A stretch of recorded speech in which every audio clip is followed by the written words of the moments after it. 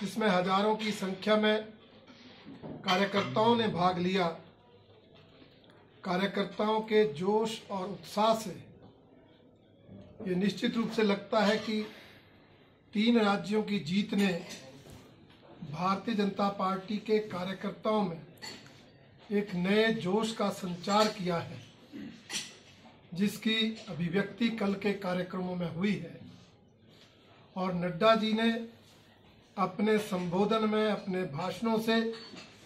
उस जोश को दुगना किया है, जिसका परिणाम ये रहेगा कि आने वाले लोकसभा चुनाव तक हमारे ये कार्यकर्ता दिन रात पार्टी का काम करेंगे, आदरणीय मोदी जी की सरकार की उपलब्धियों को जन जन तक पहुंचाएंगे और 2024 का चुनाव जीतने में महत्वपूर्ण भूमिका अदा करेंगे। पिछले कल शाम को हिमाचल प्रदेश भारतीय जनता पार्टी की कोर कमेटी की बैठक हुई, जिसमें हमारे सम्मानीय राष्ट्रीय अध्यक्ष श्री जगत प्रकाश नड्डा जी, राष्ट्रीय उपाध्यक्ष आदरणीय सुधांशु सिंह जी,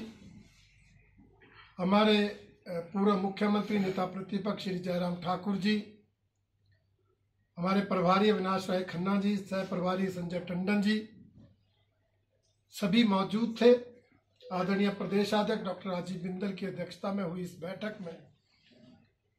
हिमाचल प्रदेश की भारतीय जनता पार्टी को कैसे और मजबूत किया जाए और 2024 में चारों सीटें रिकॉर्ड मतों से जीतने के लिए क्या क्या कार्यक्रम किए जाएं, उस पर विस्तृत रूप से चर्चा हुई। कोर कमेटी के सभी सम्मानीय सदस्यों ने भी अपने सुझाव दिए और आदरणीय राष्ट्रीय अध्यक्ष जी ने सबका मार्गदर्शन किया और उन्होंने कहा है कि इन 3 राज्यों के चुनाव के बाद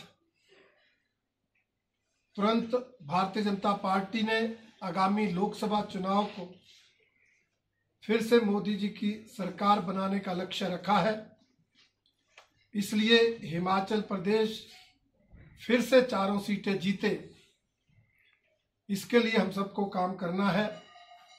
हालांकि 2019 का चुनाव में भी चारों सीटें जीती थी, परंतु तब 3 राज्यों में हम हारे थे। आज जीते हैं तो उसमें हार की निराशा के बाद चुनाव लड़के जीते थे। आज जीत के जोश में हमने ये चुनाव लड़ना है, तो पहले से भी ज्यादा मार्जिन से ये चारों सीटें जीतनी है। उस दृष्टि से उन्होंने